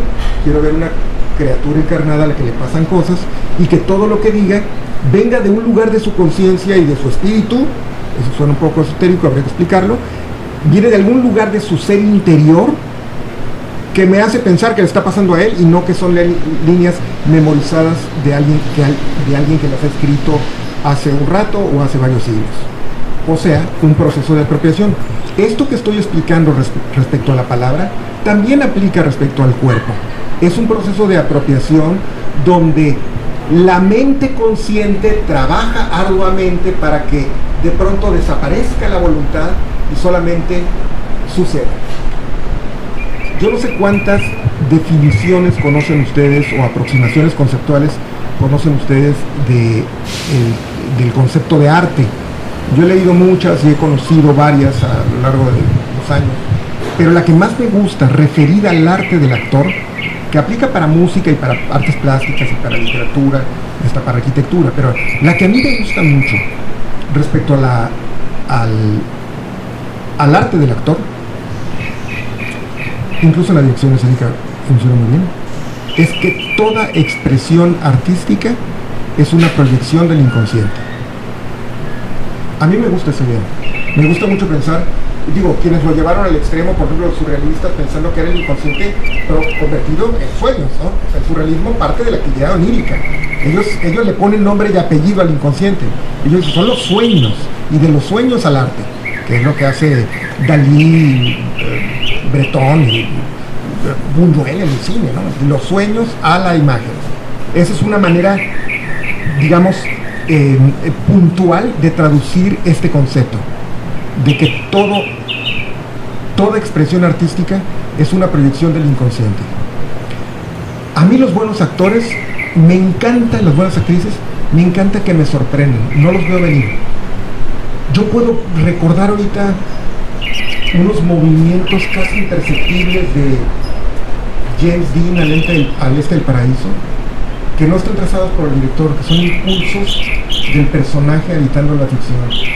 O de Meryl Streep en Los Puentes de Madison, que tiene unas reacciones que tú dices, esto nada más puede suceder si estás habitando la ficción y surge de un lugar profundamente personal. Vean actores que tienen movimientos que parecen venir de otro lugar que no es el trazo escénico, que no es la partitura de movimiento, vienen de otro lugar. El inconsciente, que dijo por aquí. Eso es lo que... Hay un actor que a mí me gusta mucho, Gary Oldman, eso es lo que hace. Gary Oldman es un actor que cree mucho en los impulsos. Véanlo de verdad, vean lo que hace. Y van a ver cómo confía en sus arrebatos, en su, a veces casi estridencia, en sus impulsos. No dudo que tenga una partitura de movimiento, pero tú no la ves. No ves la partitura. Claro que la tiene, sabe dónde está la marca, saben qué lente está y dónde está su marca y su luz, claro que lo sabe. Pero lo que él está haciendo es otra cosa, es como dejar que salga el animal, ¿no? De pronto sale la bestia, sale el duende escénico, ¡pum!, brotan. Eso es padrísimo. Y eso tiene que ver con liberar los impulsos del inconsciente, ¿no? Eso es actuación de sexto grado, ¿eh? Eso no lo enseñas en primero. Dígame. Me surgen muchas dudas y nos hemos movido mucho en la conversación, pero una de ellas tiene que ver con este acto reflejo y la segunda naturaleza. Diría que, por ejemplo, si estamos en escena y sucede algún error, no sé, se cae algo de la escenografía, cuando el actor entra en ese estado de bifrontalidad de, ok, tengo que seguir en personaje, pero tengo que solucionar eso, diría que se desactiva esa segunda naturaleza porque el actor está consciente de lo que tiene. Fíjate, qué buena pregunta. Lo que pasa es que la segunda naturaleza en realidad se está refiriendo, ojo, se llama acto reflejo, le decimos segunda naturaleza, pero se llama acto reflejo. El acto reflejo en realidad se refiere a ese nivel que alcanzas producto del entrenamiento donde la mente consciente ya no participa y solo sucede, ¿no? Por eso el ejemplo, ve películas de Kung Fu y ve cómo los maestros chinos, a veces incluso ciegos, hacen cosas que los demás no saben hacer porque tienen una maestría, ¿no? Es como una idea de que después de la repetición y en la ancianidad, pues, por eso el ejemplo del maestro ciego que agarra la flecha en el aire, ¿no? Es decir, es como una imagen de cómo el cuerpo sabe ser algo que ya ni siquiera pasa por la mente consciente. Esa es la segunda naturaleza, que en rigor es acto reflejo. Otra cosa es habitar la ficción sin importar qué. Eso en realidad con lo que tiene que ver es con otra cosa, que se llama línea ininterrumpida de acción interna. Esto lo enseña Stanislavski, es Stanislavski 2, es la segunda parte. A ver, Stanislavski es observación, atención, relajación, concentración, ¿no? Es la primera etapa. Y luego tiene otros momentos, en fin, no me voy a poner a desglosar todas las etapas de todos los teóricos, que podría hacerlo, pero llevo un ratote. Entonces vamos a tratar de focalizar el ejemplo concreto que es muy bonito, relativo a cómo continuar cuando hay un evento en escena, ¿no? Deja tantito de lado, no trates de mezclar forzadamente la segunda naturaleza con el evento de continuar a partir de un accidente escénico. Quédate con la idea de que el acto reflejo es producto de la repetición, donde la mente consciente ya no participa y el cuerpo solo responde. Es una idea. Otra idea, accidente en escena y cómo continuar. Línea ininterrumpida de acción interna. La línea ininterrumpida de acción interna, dice Stanislavski, que es solamente resultado del producto de la focalización de la atención profunda. Es decir, la concentración no es otra cosa que focalizar la atención. Pero esa focalización de la atención puede ser más o menos epitelial. O sea, estoy concentrado en la palma, pero si vuela una mosca me puedo distraer. Pero puedo llegar a tal nivel de concentración que en el mundo solamente hay una palma y no hay nada más, ¿no? Y ese nivel de concentración no solamente continuo, porque continuo es una cosa y profunda es otra. La concentración continua y profunda te puede poner en una situación donde tienes la línea ininterrumpida de acción interna. Y entonces tu actor dice otra línea, tu compañero equivoca la línea, te dice otra línea y le contestas de acuerdo con la naturaleza de esa línea. y se cae una puerta y reaccionas con respecto a la puerta o respecto a la cucaracha en escena o la pistola no disparó, porque tu nivel de concentración está tan puesta en habitar ese universo que lo vas a resolver. Idealmente. La verdad es que 9 de cada 10 actores, si la pistola no dispara, pues se van a sacar de onda y van a tener que hago por un estrangulo, como ya ha pasado, ¿no? O sea, tienes que resolverlo, se tiene que resolver. Y ahí entra el colmillo, el buzo, pero en rigor, la respuesta a tu pregunta sería línea interrumpida de acción interna, producto de la concentración sostenida y profunda. Lo que hace el actor joven es que tiene la concentración intermitente y epitelial. Es superficial e intermitente.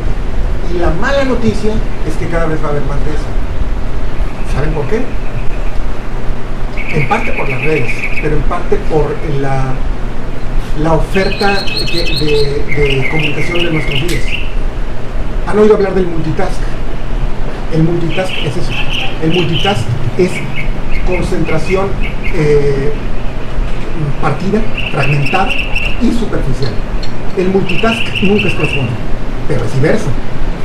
Y esa es como la naturaleza del enfoque ahora. La gente puede estar atenta a varias cosas por encimita.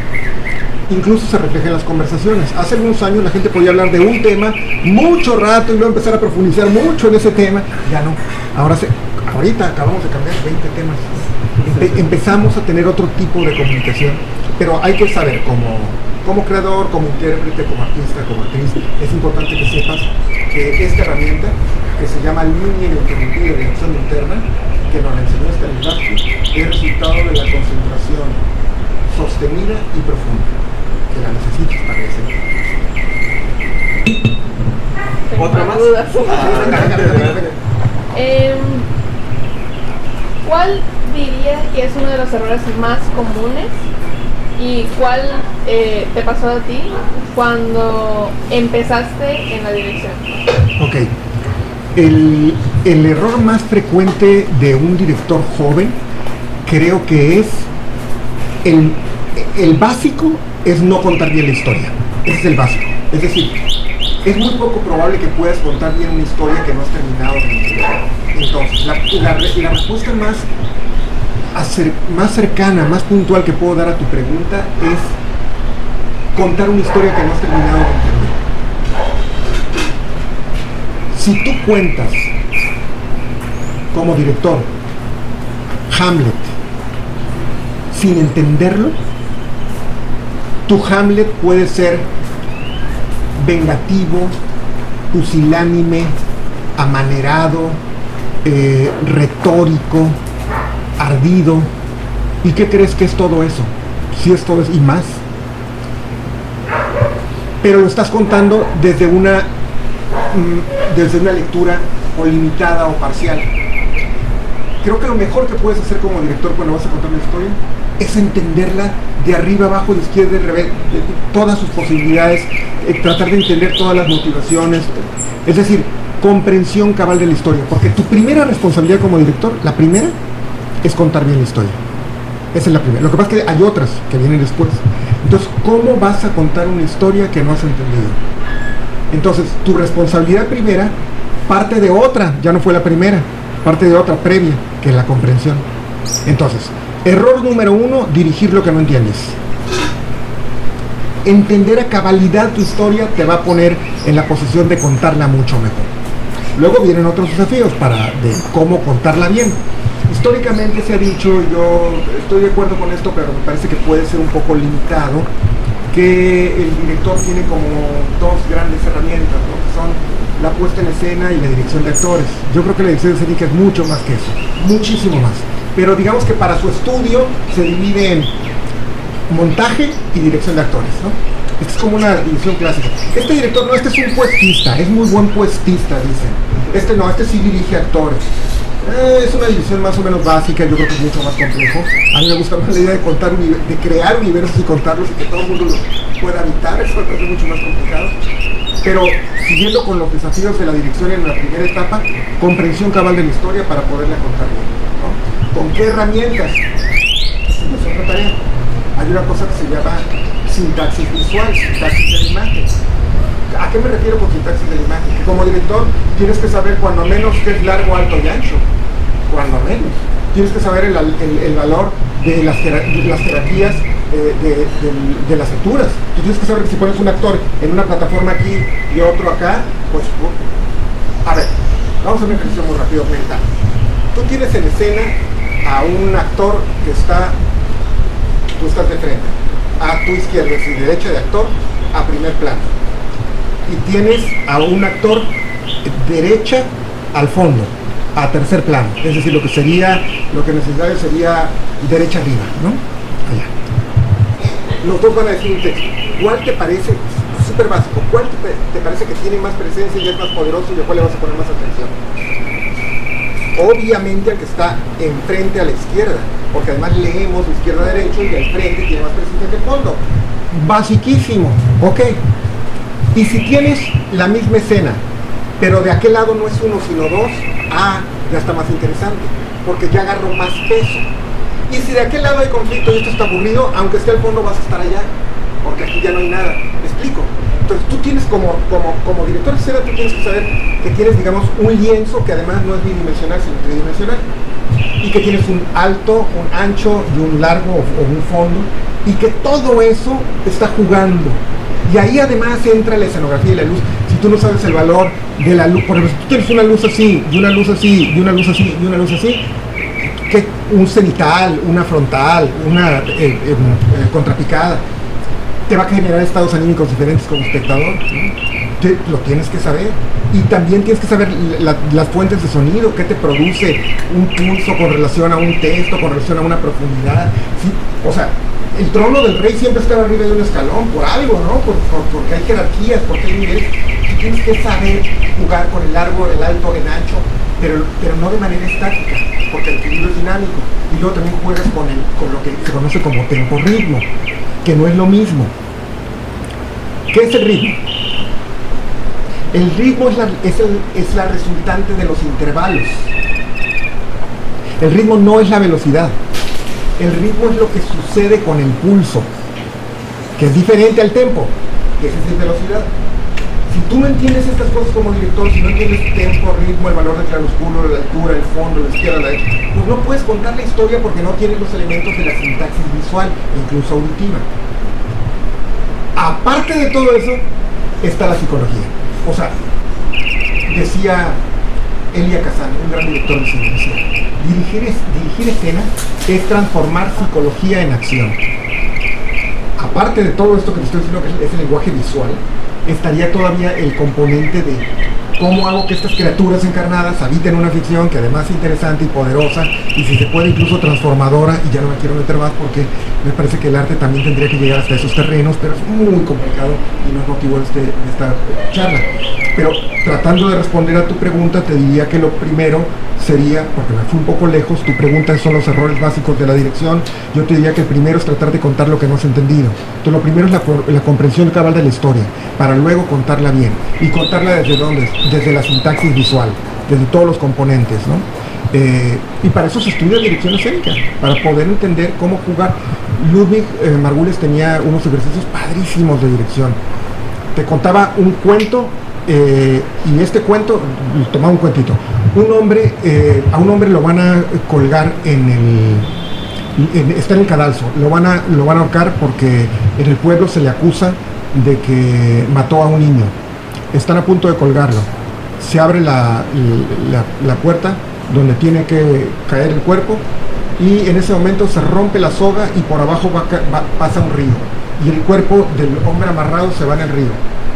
Cuéntame la historia. O sea, a partir de eso es como un detonador. ¿Se salva, no se salva? ¿Quién era? ¿Había matado o no? ¿Por qué se rompió la cuerda? Es decir, como trata de llenar todos los vacíos para que esa historia se vuelva interesante. ¿Y cómo la cuentas en escena? Todo, no, pues pongo un video acá. No, sin video. Cuéntamelo escénicamente. ¿Cómo traduces? Otro ejercicio que tenía es, por ejemplo, Romeo y Julieta en 5 minutos y sin palabras. O todo el Génesis, Adán, Eva, la serpiente, la manzana, el árbol, todo en 5 minutos sin palabras, pero bien contadito, ¿no? Puedes meter elementos audibles, aplausos, sonidos culturales, pero la historia completa. Y entonces ¿Qué hace la mente? Sintetiza, tiene un esfuerzo por hacer una narrativa puntual, coherente, interesante. La dirección es tuya, ¿no? Entonces aprendes a manejar la sintaxis visual, y luego viene el componente humano con profunda verdad, que es la dirección de actores, ¿no? Ya es crear vínculos, y a veces incluso te tienes que meter a destapar, como abrir, depende del tipo de actor que tengas. Yo afortunadamente he trabajado con actores muy buenos muchas veces, pocas veces he tenido así como de darme contra la pared con alguien que no es actor, que trabaja de actor, que es diferente, o con alguien más que es profundamente indisciplinado, pero me ha pasado muy pocas veces en la vida, 2, 3 veces. Afortunadamente casi he trabajado con puros actores de crisis con los que me entiendo, y entonces bajamos, digamos, a capas donde son capaces, digamos, como de picarle a su monstruo y dejar que salga lo que tiene que salir, y darse la posibilidad de encarnar una criatura a partir de su propio mundo interior, que eso está bien padre, porque me gusta mucho más eso que la idea camaleónica externa. A mí el concepto caracterización me da tantita roncha, depende cómo se entiende, porque entiendo que la caracterización es importante, sobre todo en cierto tipo de trabajos, pero me preocupa mucho que la caracterización... O sea, ¿quién de ustedes no ha visto teatro de secundaria, de preparatoria, donde todos los papás andan en bata, tienen canas y usan una pipa, ¿no? O sea, traen pantuflos, ya hablan así. Entonces los niños se hacen adultos artificialmente. Bueno, eso también lo ves de pronto con actores que hacen de la caracterización externa la herramienta más importante para la interpretación. Y yo creo que es al revés.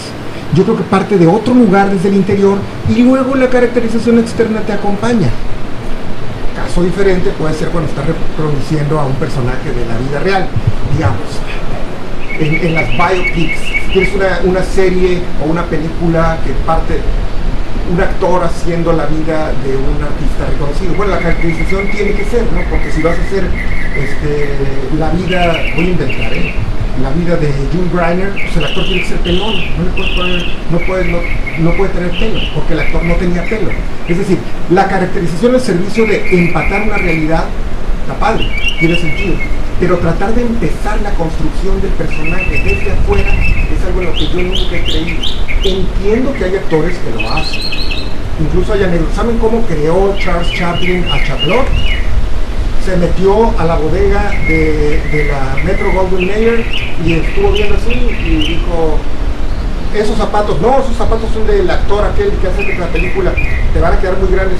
Por eso entonces se probó y se dio cuenta que los zapatos le quedaban enormes y que lo obligaban a caminar de una manera determinada. Y entonces la manera de caminar surge del tamaño de los zapatos. Y luego voltea a ver, ese bastoncito, no, ese es de otro. A ver, y se dio cuenta que con el bastoncito interior, y así, y Charlotte aparece a partir de un actor que explora primero las características. No digo que no se puedan. De hecho, el propio Stanislavski, para los bajos fondos de Gorky, le compra un pantalón a un pordiosero. Ese pantalón le va a servir, supongo que lo lavó, ¿verdad? Pero se pone un pantalón asqueroso, porque esto me da la pátina del tiempo y la naturaleza. Actores, el método. Ahí no había ni siquiera se llamaba método.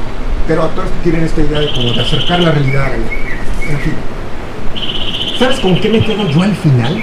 Al final me quedo con una frase de Antonin Artaud, que además de ser un gran teórico, ojo, teórico, no teatrero, teórico y poeta. ¿Ubican a Antonin Artaud? Sí. Antonin Artaud tiene el libro más famoso, por supuesto, es el Teatro de Sigourney, donde habla del teatro de la crueldad y tal.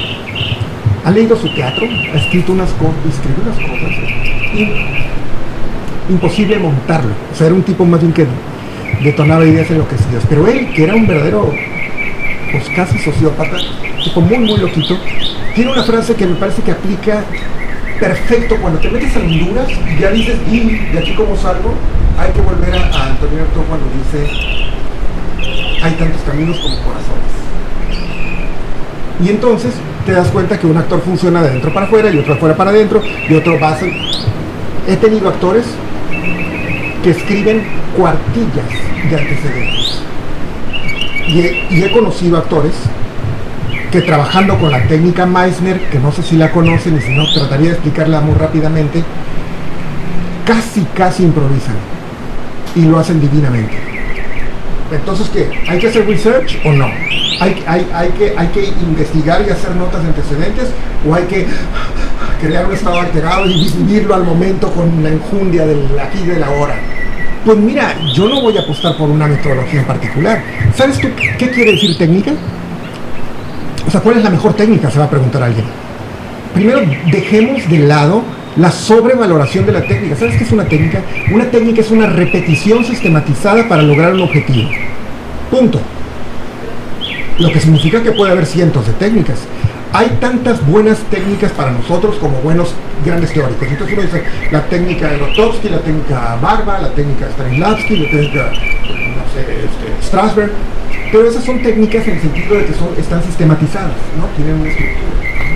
Pero casi podríamos hablar de técnica personal. En fútbol se habla de la técnica personal. Este jugador tiene esa técnica, ¿no? Porque la técnica es tu propia repetición sistematizada para lograr tus objetivos, ¿no? Entonces al final hay técnica hasta para colocar cámaras, para pintar paredes, para poner sus bloques, para hacer sillas. Hay técnicas para todo. Y la técnica del actor y de la actriz me parece muy importante, pero ¿qué crees? Que hay que transitarla, hay que pasar por ella y ir a dar a otro lugar que no es la ejecución técnica. La técnica sirve para el objetivo, no para la técnica per se. Un actor o una actriz que hace elogio de la actriz dice, ay, qué bonita voz tiene, ya me preocupó, porque yo no vengo a ver que esté bien paradito, tengo una voz muy linda y tengo una corporalidad. No me interesa. Lo que quiero ver es la criatura encarnada.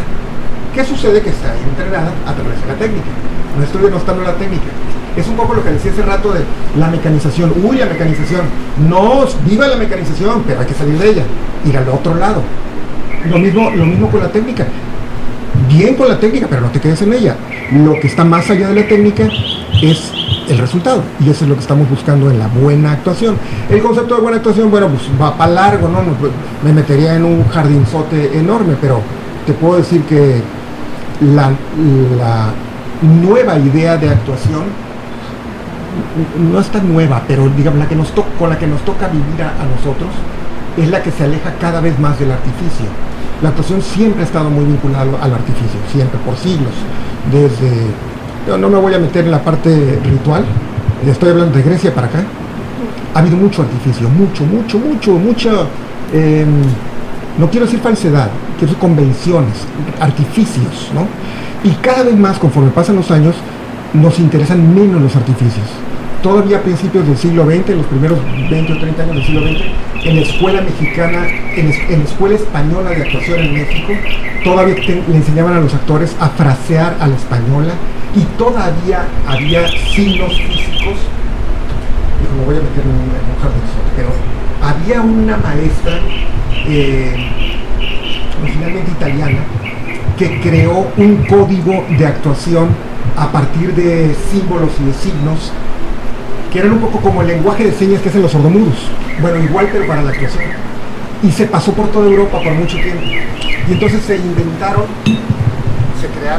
un montón de signos con los cuales se actuaba. Y algunos quedaron para la posteridad y hay gente que todavía los hace.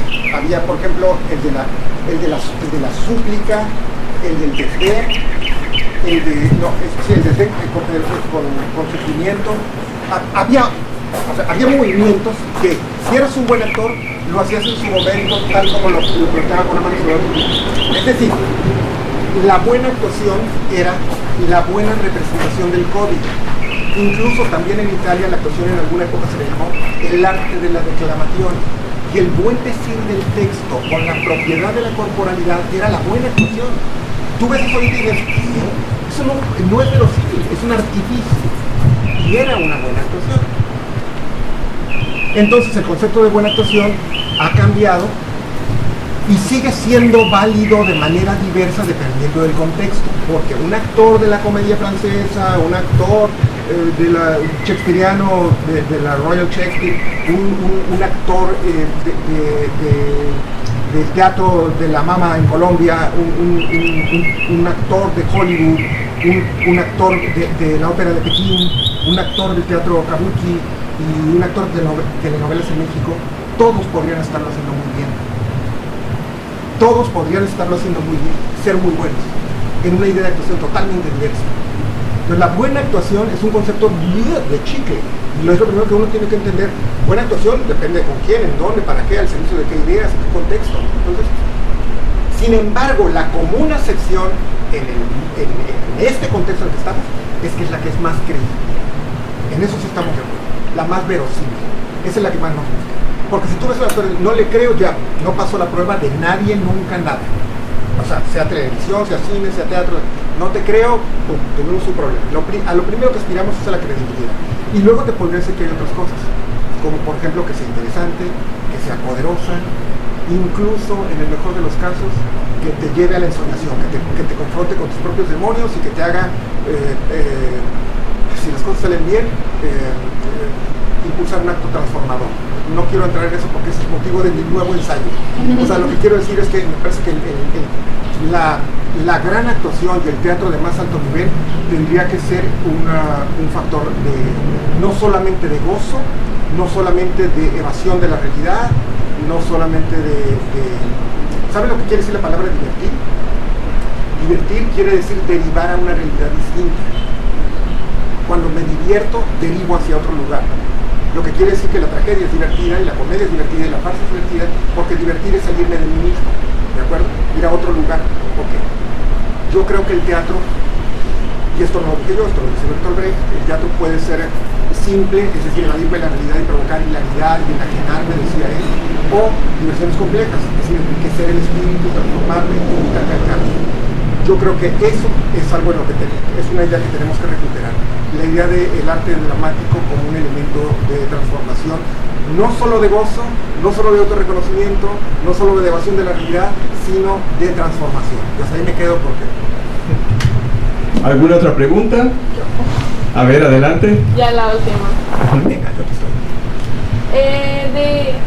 Aunado a estos temas y de algo que mencionabas, de cómo queremos ver a alguien que sepa de su oficio, sea doctores, actores, directores. Mi duda, y quizás también va aunado a lo que de la mesa de saberes dentro y fuera de la academia, ¿cómo generamos este espacio donde también podamos ver a gente que está en la formación para llegar a saber de su oficio?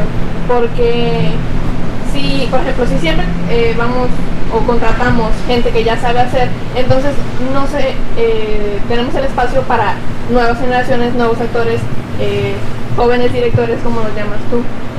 Y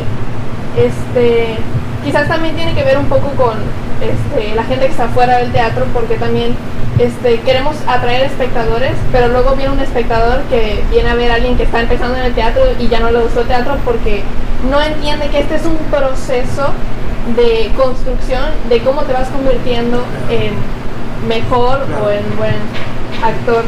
Y también lo conecto con eso que decías de mecánico, bueno, primitivo, mecánico, espontáneo, porque yo también considero que es un proceso necesario para poder llegar a convertirte en el personaje.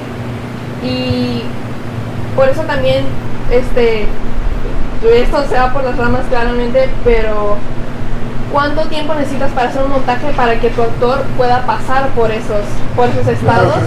Porque quizás a medida que vas teniendo experiencia, ese proceso se vuelve más corto. Claro. Pero como dices tú, es algo que tiene que pasar para llegar a una presentación o el estreno que sí sea digno de... Claro. Ya pasamos por todos esos estados. ¿Sabes qué? Creo que la historia es nuestro tablita de salvación, nos va a rescatar, vas a ver. ¿Tú sabes cuándo aparecen las escuelas de actuación en el mundo? Hace 120 años. ¿Y sabes cuánto tiempo tiene el arte del actor? Aproximadamente 24 siglos, de los griegos para acá. Fíjate, 24 siglos de actuación, 120 años de entrenamiento sistematizado en las academias. Date cuenta, estamos hablando que las escuelas nacen con el nacimiento del siglo XX. ¿Y sabes por qué nacieron las escuelas? Por el cine. Esto es una locura. Las escuelas de actuación nacen con el cine. Al mismo tiempo que aparece la cámara de cine, aparecen las escuelas de actuación. No es que antes no hubiera clases de actuación. Generalmente aprendían por observación, conocimiento empírico, acumulación de experiencia, guía de viejos actores. Frases como, Nadie se puede llamar actor hasta que no se gaste la suela de unos zapatos en el escenario. ¿Cuánto tiempo te lleva gastarte unos zapatos en el escenario? 40 años. ¿No? Prácticamente todos los actores del siglo, de principios del 20, del 19 para atrás, se hicieron en las calles, practicando. ¿No? Digo, dejamos la Edad Media, los sacramentales, las pastorelas, el clero controlando a su gente. Dejemos esas formas de expresión muy particulares. En el teatro, la manera en que aprendieron fue taloneando. O sea, un actor, una actriz, se ponía entre cajas a ver a los grandes actores, así, en las piernas, y tenía un papelito de la cena está servida, o llegó este mensaje, señor. Y esto lo hacían por 20, 30, 40 años. A veces no dejaban de hacerlo nunca, pero algunos lo hacían mientras observaban cómo trabajaban los grandes actores, las grandes actrices, y un día les daban una oportunidad. No llegó alguien, o que está listo, te lo sabes, y bueno, así funcionaba. Es decir, la sistematización de la enseñanza tiene apenas 120 años, más o menos. Y en ese tiempo lo que hemos tratado es de condensar, y ahora creemos que los actores se forman en 3 o en 4 años, con retículas académicas que tienen un montón de materias horizontales y verticales. Pero eso es un invento nuestro. No se formaban así los actores. Ahora se forman así. Ahora, lo primero que dijiste me dio la impresión, puedo estar equivocado, pero creo que tenía que ver en realidad con las oportunidades. Y dijiste algo así como cómo le van a hacer los más jóvenes actores para integrarse a producciones, porque es un proceso de aprendizaje, y cómo van a llegar a aprender si primero no han tenido la oportunidad, poco más o menos. Sí, coincido contigo, y en ese sentido lo que te puedo decir es que el arte del actor y la actuación y el teatro es tan noble que en un momento dado te permite crear tus propios espacios de expresión. En el mundo de la actuación, y con esto terminaría porque me parece que es una recomendación que tiene más que ver, no es una recomendación, es una nota puntual que tiene más que ver con cómo integrarte a la vida laboral. ¿Cuáles son tus posibilidades? Ahí te va. Autopromoción, autogestión y diversificación. Te las explico y termino. Autopromoción es tomarte unas buenas fotos, buscarte un RP, ir a hacer castings y decir aquí estoy, levantar la mano. Eso es autopromoción, y lo puedes hacer en redes sociales, y lo puedes hacer yéndote a México a buscar un manager o un representante, que no es lo mismo, son dos cosas diferentes, pero el manager cuida tu carrera, el representante te representa en las negociaciones, a veces hacen lo mismo las dos cosas. Todo eso a eso le podemos sacar un ratote, pero es nada más eso que llamaríamos autogestión, autopromoción. Todo lo que tiene que ver con yo soy mi propio producto y me voy a vender de la mejor manera. Y ahí tiene que ver hasta que si pagas un gimnasio y te haces un tinte y te inyectas algo, te pones, hay gente, no te lo recomiendo, pero hay gente que hace todas estas cosas que tienen que ver con venderse como producto, ¿de acuerdo? Y en ese capítulo entra incluso tener un currículum bien escrito y con buena ortografía. Todo lo que tiene que ver con me voy a vender entra dentro del capítulo de autopromoción. Sí, autopromoción. Luego está el capítulo de autogestión. En el capítulo de autogestión lo único que necesitas es juntarte con amigos. De veras. Sí, es más, a veces tú solito, pero solita. Pero si tienes un amigo, 2 amigos, 3 amigos, y sacan ropa del baúl de la abuela y presentan teatro en la cochera, como lo han hecho en Argentina o en muchos lugares del mundo, o en la plaza, o bajas una beca del Estado o de la Federación, todo eso es autogestión. Todo lo que tú puedes, porque es autogestivo que tú hagas tu carpeta y el FIARTES te dé una lana para producir tu obra, que es dinero de la empresa, pero que en realidad es del Estado, porque la empresa no se lo dio al Estado. En fin, en todo caso, aunque no sea tu lana, es autopromoción. O sea, bajas el recurso de alguna manera y entonces haces algo, autogestión, haces algo sobre lo que tú tienes control. Y el tercer capítulo, cada uno de estos se merece profundizar y ver todas las posibilidades. El tercer capítulo se llama diversificación. Y la diversificación lo único que quiere decir es que una vez que te dedicas a esto, la historia nos demuestra que a los que les va mejor es a los que hacen más cosas relacionadas. O sea, cuando un actor o una actriz, además de ser actor o actriz, también es maestro, y también es director o directora, y también escribe, y también conduce, y también produce, le va mejor. Porque tiene como, y puede haber otras ramificaciones, algunos hasta modelan y otros así.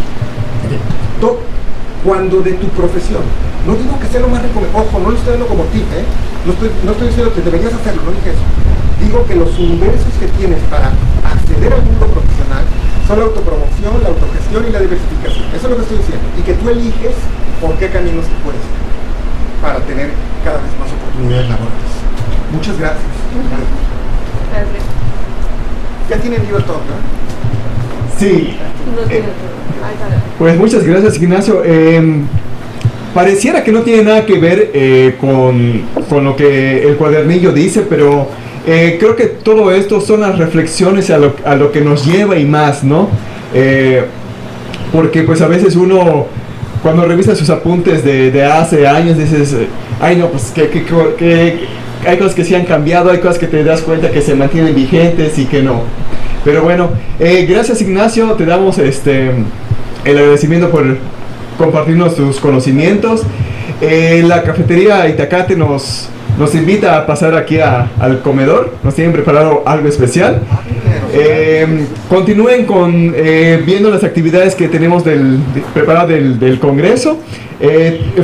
Hoy tenemos seguridad social para los artistas, y luego nos trasladamos a Progreso para un micrófono abierto y más todavía. Así que síganos en las redes sociales y pasen un buen día.